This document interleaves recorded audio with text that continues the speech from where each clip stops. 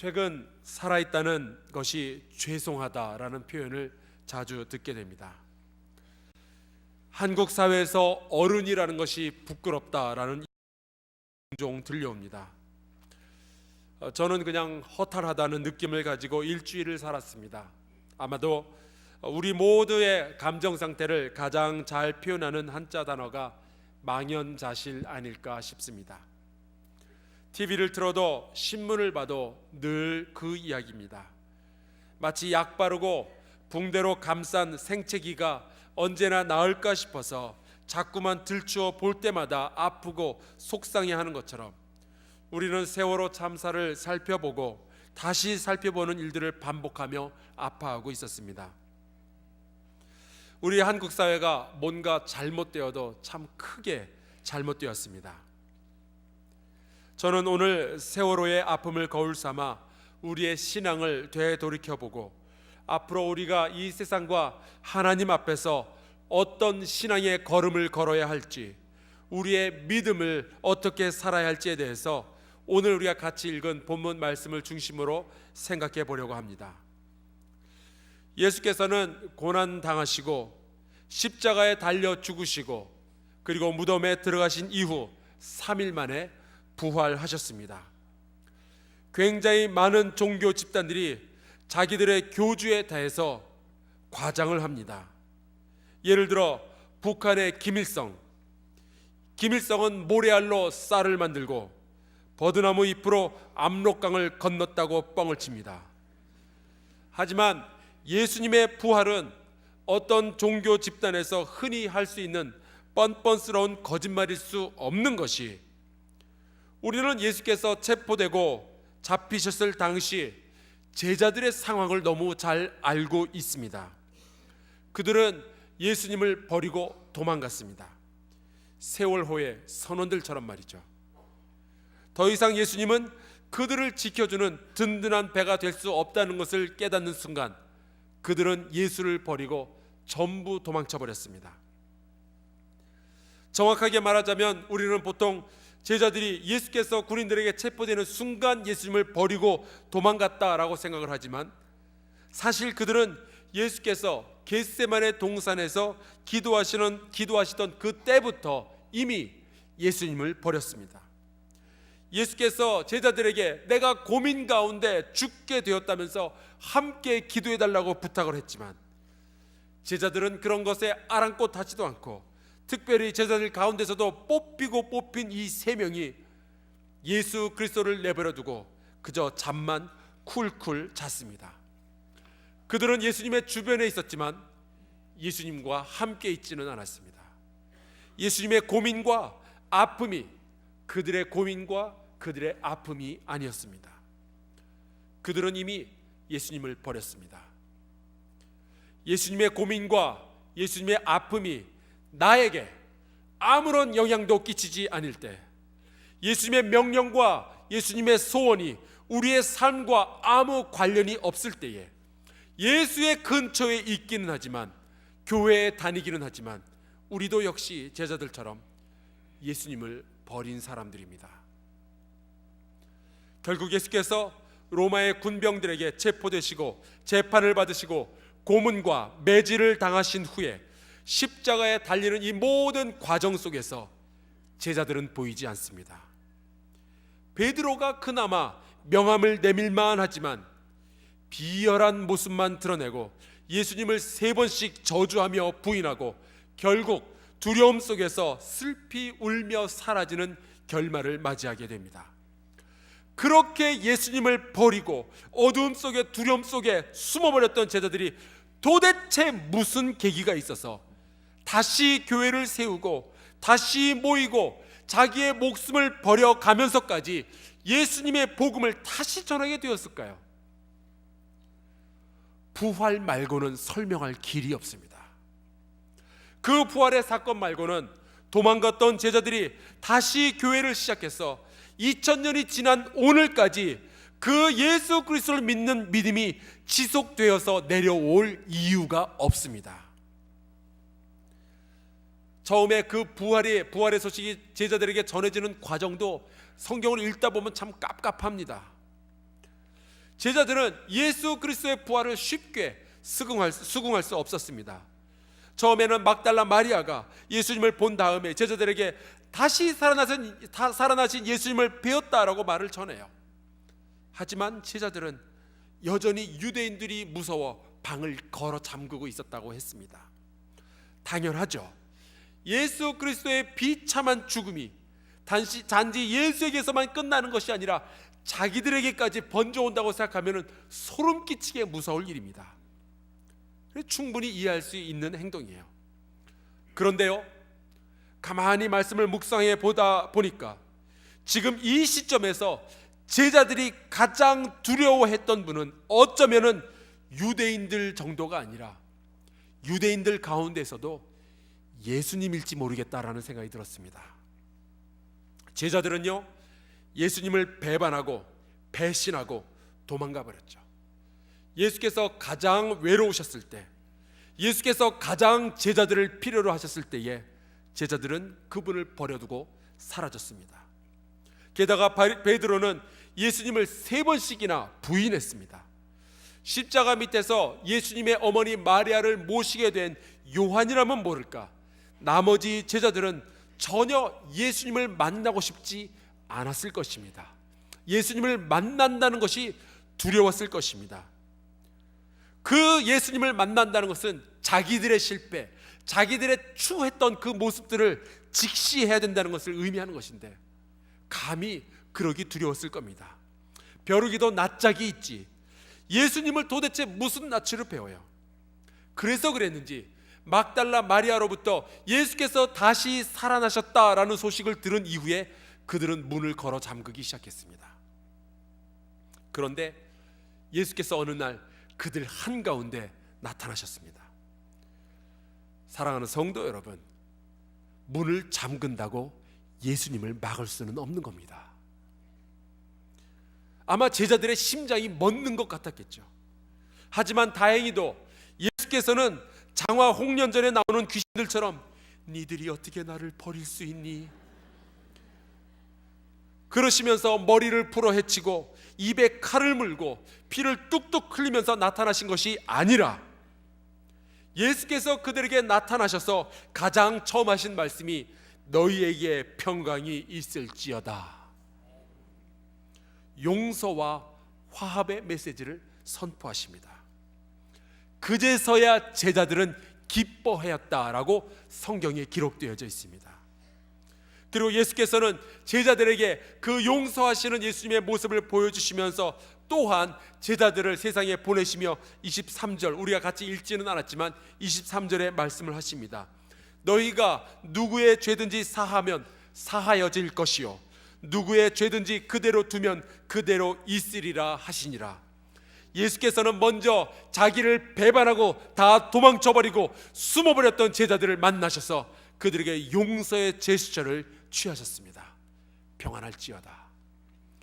그리고 예수님은 그 명령을 우리에게 주시며 너희도 가서 이와 같이 용서하라는 말씀을 주시는 거죠. 때로는 우리도 예수님을 뵙기가 송구하기도 하고 죄스럽기도 해서 예수님을 피하고 싶을 때가 있습니다. 내가 지은 죄가 너무 커서 교회 가기가 민망할 때가 있습니다. 그래서 마음의 문을 꼭꼭 걸어 잠그고 주님을 외면할 때가 있습니다. 희한한 것이 우리가 가장 주님을 필요로 하는 그 순간에 우리는 주님을 외면해요. 하지만 주님께서는 그러는 우리에게조차 또 다가오셔서 우리에게 평화의 메시지를 전하십니다. 너희에게 평강이 있을지어다. 예수께서는 우리를 용서하시고 우리의 모든 과거의 허물을 제하여 버리시고 다시 우리와 관계를 맺기를 원하십니다. 이 예수 그리스도의 모습이 우리의 모습이어야 할 텐데 말이죠. 우리에게 죄 지은 사람들, 우리에게 잘못한 사람들, 그래서 우리를 피해서 도망다니는 자들에게 우리가 찾아가서 평화의 메시지를 전해야 할 텐데 가끔, 아주 가끔 우리는 복수의 화신이 되기도 합니다. 예수님의 제자이면서도 말이죠. 그런데요, 부활하신 예수님을 만난 제자들이 그 예수님의 이야기를 도마에게 전했는데 도마는 믿지 않았다 하는 말씀이 나옵니다. 한두 명도 아니고 여러 제자가 우리가 예수님을 봤어, 부활하신 예수님을 봤어, 그분은 다시 살아나셨어 라고 전하는데 도마는 그럴 리가 없다는 거예요. 저는 이 말씀을 묵상하며 믿음의 네 가지 종류에 대해서 생각을 하게 되었습니다. 그것은 죽은 자의 죽은 믿음, 죽은 자의 산 믿음, 산 자의 죽은 믿음, 그리고 산 자의 살아있는 믿음입니다. 성경은 종종 믿음이 살았다느니 죽었다느니 하는 표현을 사용합니다. 야고보서 2장 26절에는 이런 말씀이 나옵니다. 영혼 없는 몸이 죽은 것 같이 행함이 없는 믿음은 죽은 것이니라. 살아있는 믿음이 있고 죽어버린 믿음이 있습니다. 살아있는 믿음이라는 것은 이 믿음이 삶과 행동에 영향을 끼치는 것을 의미합니다. 믿음 따로 사는 것 따로가 아니라 한 사람의 가치관과 그 사람의 언어와 그 사람의 직업과 인간관계에 직접적으로 관계하는, 직접적으로 영향을 미치는 믿음, 바로 그것이 살아있는 믿음이에요. 오늘 우리가 함께 읽은 이 교동문에도 히브리서 11장의 말씀인데 거기에 아벨의 믿음에 대해서 이야기할 때 이렇게 이야기합니다. 저는 죽었으나 오히려 그 믿음으로 우리에게 아직도 말하느니라. 죽은 자의 죽은 믿음에 대해서는 언급할 가치가 없으니까 그냥 지나갑니다. 하지만 죽은 자의 산 믿음에 대해서는 생각을 해봐야 되겠습니다. 오늘날 기독교가 전 세계에서 가장 큰 종교가 되었고 우리가 이렇게 주일 아침이면 함께 모여서 자유롭게 하나님을 찬양하고 성가대의 찬양을 듣고 이 하나님의 말씀을 나눌 수 있는 것은 죽은 자들의 살아있는 믿음 때문입니다. 믿음장이라고 불리는 이 히브리서 11장에 보면은 이렇게 믿음으로, 살아있는 믿음으로 세상과 싸워서 승리했던 사람들의 이야기가 나옵니다. 아벨로부터 시작해서 에녹과 노아와 아브라함과 이삭과 야곱과 모세와 여러 사사들, 싱싱하게 살아있는 믿음을 가진 자들의 이름이 등장합니다. 그리고 12장으로 넘어가면서 히브리서 12장 1절에 이런 말씀이 나옵니다. 이러므로 우리에게 구름같이 둘러싼 허다한 증인들이 있으니 모든 무거운 것과 얽매이기 쉬운 죄를 벗어버리고 인내로써 우리 앞에 당한 경주를 하며 믿음의 주여 또 온전케 하시는 이인 예수를 바라보자. 이렇게 믿음의 삶을 살았던 살아있는 믿음을 가졌던 증인들로 인해서 초대교회가 있을 수 있었습니다.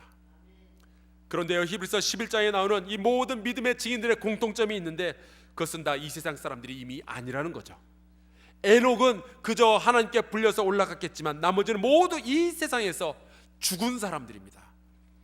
하지만 놀랍게도 그들은 죽었으나 그들의 믿음은 살아서 그 후손들에게 영향력을 끼치고 있었습니다.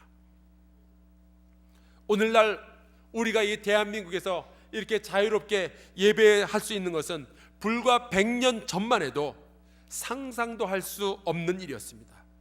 조선 정부가 바라봤던 기독교라는 것은 외래 종교였고 사대부의 전통을 무너뜨리는 종교였고 신분과 남녀의 차별을 무시하는 혁명적인 종교였고 조상 귀신에 대한 예법을 알지 못하는 종교였습니다. 백성들이 생각하기에 기독교를 전하는 저 선교사들은 눈이 파랗고 코가 오똑한 저 선교사들은 아기들을 잡아먹는 그러한 사람들이었습니다. 그런 헛소문을 퍼뜨리고 있었습니다. 결국 조선 정부는 믿음을 가진 자들의 목을 베어 버리라는 극단적인 처방을 내립니다. 그랬는데 오늘날 우리가 이렇게 자유롭게 말씀을 나누고 하나님을 찬양을 할 수 있게 된 것은 우리의 선배들, 죽었지만 살아있는 믿음을 가진 분들의 헌신 때문입니다.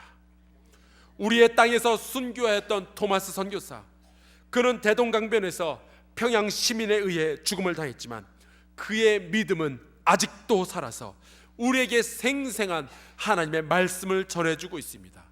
뿐만 아니라 조선을 위해서, 대한민국을 위해서 복음을 들고 이 땅에 발을 내디뎠지만 결국 그들이 그토록 사랑했던 이 대한민국의 백성들에 의해서 죽음을 당했던 살아있는 그 사람들, 죽었지만 산 믿음을 가진 그들이 우리에게 허다한 증인이 되어서 우리의 나아갈 길을 밝혀주고 있습니다.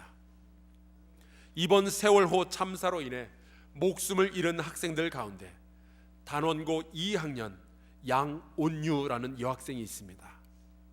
그 아버지는 경기도 안산에 있는 명성감리교회의 관리 집사님입니다.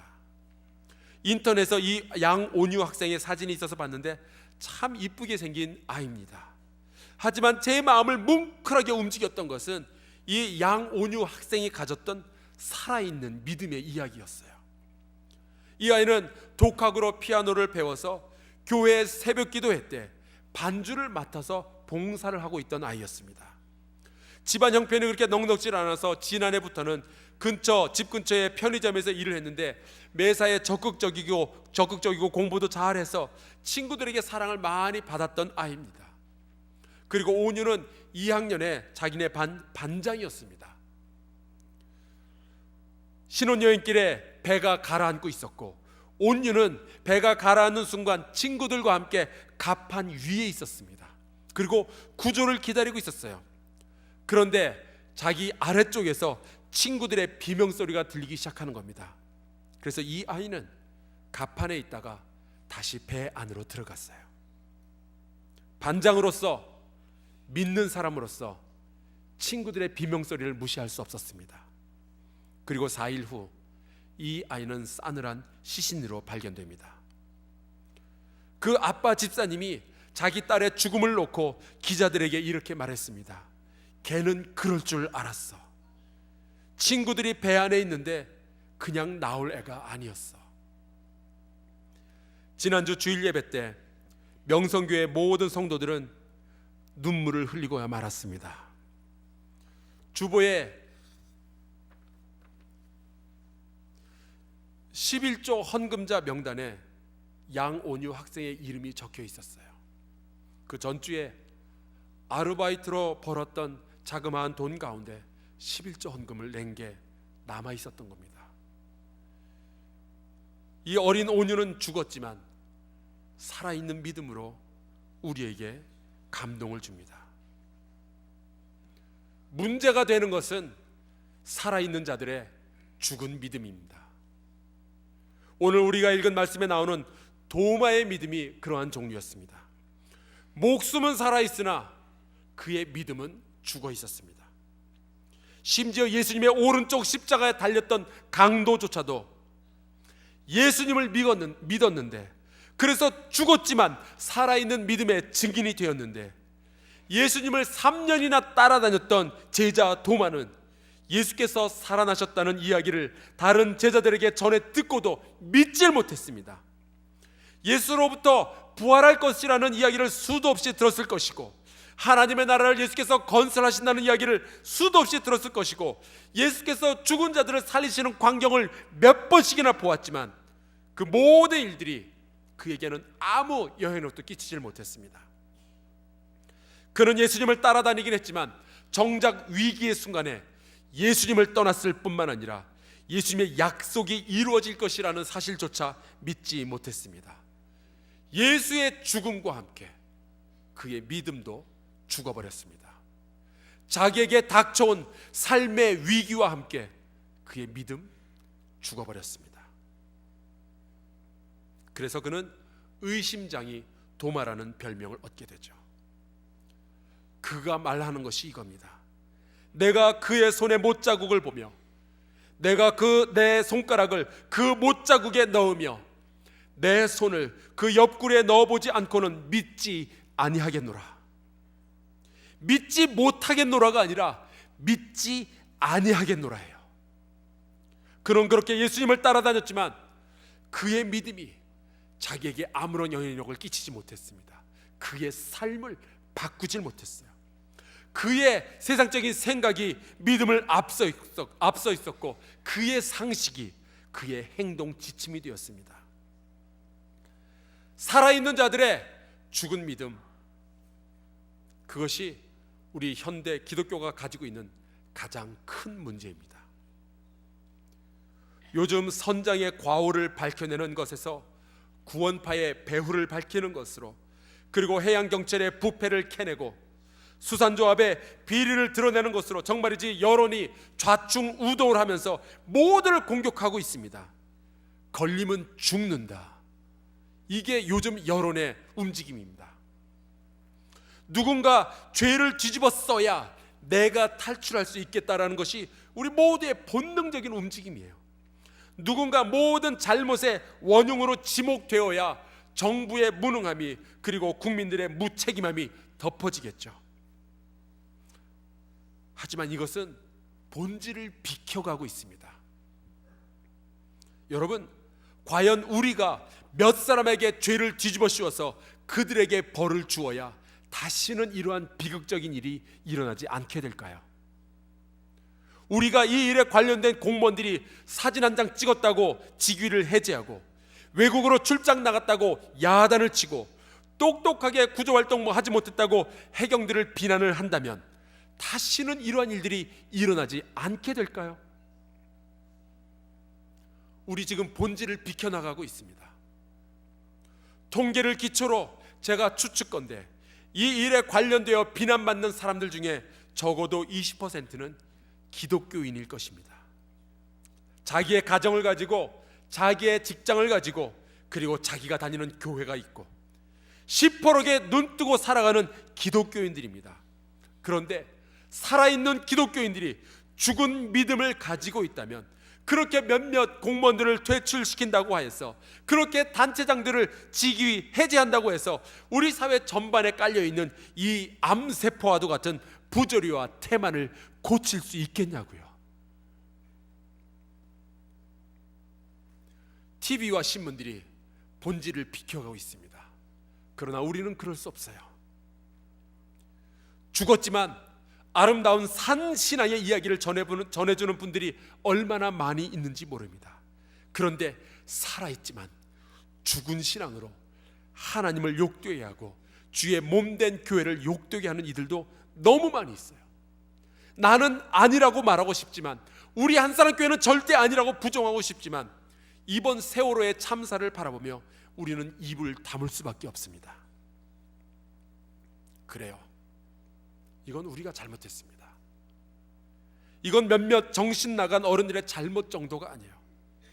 대한민국 전체가 잘못했고, 그 가운데서도 살아있으나 죽은 믿음을 가진 우리가 회개해야 할 일입니다. 그렇게 오랫동안 교회에 다녔고, 그렇게 오랫동안 예수님의 이야기를 들었고, 그렇게 수많은 믿음들의 증인들 사이에 놓여 있었지만 도무지 믿음의 행동을 보여줄 수 없었던 도마와 같은 우리가 가슴을 쳐야 할 일입니다. 그런데 오늘 말씀을 보니 예수께서 이 도마를 만나는 사건이 벌어집니다. 살았으나 죽은 믿음을 가진 도마를 믿음의 주요 온전케 하시는 예수께서 만나주시는 겁니다. 그 일이 오늘 우리에게도 벌어지기를 예수 그리스도의 이름으로 축원합니다. 예수께서 도마에게 말씀하십니다. 내 손가락을 이리 내밀어 내 손을 보고, 내 손을 내밀어 내 옆구리에 넣어보라. 예수께서는 살아있는 도마의 죽은 믿음을 안타깝게 바라보고 계셨던 거예요. 도마의 손가락을 못자국에 넣어보라는 것은 도마를 창피하게 하려는 것이 아니라 그 죽은 믿음을 다시 되살리려는 것이었습니다. 그래서 예수께서 말씀하셔요. 그리하여 믿음 없는 자가 되지 말고 믿는 자가 되라. 이 말씀은 예수를 처음 만난 사람에게 예수께서 전도하면서 하신 말씀이 아니에요. 예수를 3년 동안 따라다녔던 제자에게 주신 말씀입니다. 살았으나 죽은 믿음을 가진 도마에게 하신 말씀이에요. 교회를 10년, 20년, 30년 다녔던 성도들에게 우리 주님께서 주시는 말씀입니다. 그리하여 믿음을 가진 자가 되라. 그때 도마가 주께 대답합니다. 나의 주님이시요 나의 하나님이시네이다. 죽었던 믿음이 살아있는 믿음으로 변화되는 순간이었습니다. 저는 이 도마의 고백과 그 이후에 보여진 그의 삶에서 살아있는 자의 살아있는 믿음을 보게 됩니다. 이 믿음이 도마를 거룩한 예수 그리스도의 제자로서 평생을 살도록 지켜주었습니다.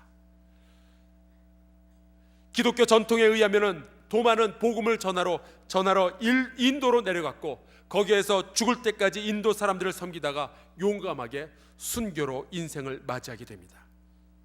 지금도 인도의 첸나이 지역에 가면 도마의 무덤이 있고 그 위에 세워진 교회가 있습니다. 죽은 믿음이 살아있는 믿음으로 예수님의 부활조차도 믿지 못하던 도마가 예수 그리스도를 평생의 주님이요 하나님으로 받아들인 이후에 자기의 삶을 예수 그리스도를 위하여 드린 것입니다. 살아있는 자들의 살아있는 믿음, 그것은 모든 위기의 상황에서 우리를 거룩하게 지켜주는 힘이 됩니다. 이 요한복음의 말씀은 예수 그리스도를 보지 못하였으나 예수 그리스도의 복음을 받아들이고 믿는 자들을 위하여 쓰여진 책입니다. 보지 못하고 믿는 자들에게 그들을 위로하며 너희에게 복이 있다라고 말씀하신 책입니다. 이 믿음이, 살아있는 믿음이, 내가 위기에 빠졌을 때, 정말로 볼 것이 없고 정말로 예수 그리스도를 느낄 수 없을 때, 증인이 보이지 아니할 때 나를 지켜주는 힘이 됩니다. 2주 전에 미국의 피드몬트 알라바마에 있는 고쉔 연합감리교회에서는 1994년에 있었던 특별한 일을 기념하는 20주년 행사가 있었습니다. 2주밖에 안 지났어요. 1994년, 20년 전 이 교회의 담임 목사님은 켈리 클램이라는 여자분이었습니다. 이 교회에서는 그날 종려주일 예배를 드리는 중이었어요. 그런데 어마어마한 토네이도가 그 마을을 덮쳤고 특별히 그 교회 예배당을 덮쳤습니다. 이 토네이도 회오리 바람 때문에 예배를 드리던 중 교회 건물이 무너졌고, 그 예배 드리던 사람들 가운데 19명이 죽고 86명이 다쳤습니다.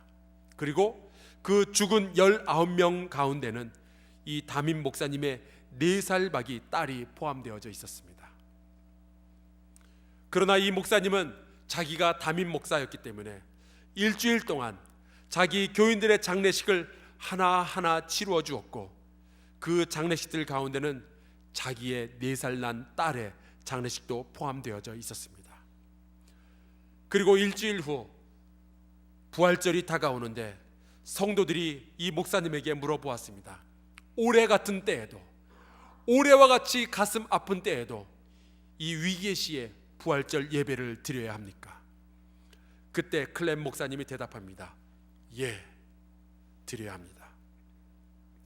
부활절이 왔고 이 목사님과 그 교회 성도들은 폐허가 되어버린 이 교회 주차장에 모여서 예배를 드리기 시작합니다. 그리고 이 광경을 방송국에서 취재하기 위해 모였습니다. 그리고 방송국 기자가 이 목사님께 물어봅니다. 어떻게 해서 당신과 당신의 교회는 이러한 상황에서도 믿음을 지킬 수 있습니까? 그때 이 목사님이 이렇게 대답했습니다. 지금은 우리가 믿음을 지키는 것이 아닙니다. 믿음이 우리를 지켜주고 있습니다. 그것이 살아있는 자의 살아있는 믿음입니다. 그것이 위기를 맞이하고 있는 이 대한민국과 우리 한국 교회가 필요로 하는 믿음입니다. 2014년 고난주간과 부활절을 지나며 세월호의 사건을 통하여 우리가 깨달아야 하는 것은 한국의 기독교가, 한국의 감리교회가, 그리고 우리 한사랑교회가 살아있는 자들의 살아있는 믿음을 보여주는 거룩한 공동체가 되어야 하겠다는 것입니다. 그것이 진정으로 세상을 바꾸는 힘이 됩니다. 그리스도 안에서 형제여 자매된 여러분, 지금 이 나라가 혼란에 빠져 있습니다. 우리가 숨쉬고 있는 이 공기에서 비탄과 좌절의 냄새가 납니다. 우리는 어찌해야 할까요? 수많은 사람들이 목숨을 잃었고 그 비극은 날마다 우리에게 영향력을 끼치고 있습니다. 곳곳마다 상한 영의 탄식 소리가 들려오는데 우리는 어찌해야 할까요? 살았으나 죽은 믿음을 가진 기독교인의 모습을 버려야 할 때가 왔습니다. 예수께서 도마에게 오신 것처럼 예수님은 오늘 우리에게 다가오시고 평화의 소식을 전하십니다. 너에게 평안이 있을지어다. 그리고 그 주님께서는 우리의 못난 모습을 치유하시고 용서하기 원하십니다. 죽은 믿음을 가졌던 우리를 바라보시며 평안을 선포하시고 용서하기 원하십니다. 그리고 주께서는 도마에게 하셨던 그 말씀을 오늘 우리에게 다시 줍니다. 믿는 자가 될지어다.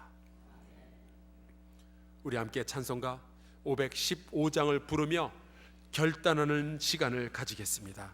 주여, 지금 살아있는 우리에게 다시 살아있는 믿음을 주시옵소서.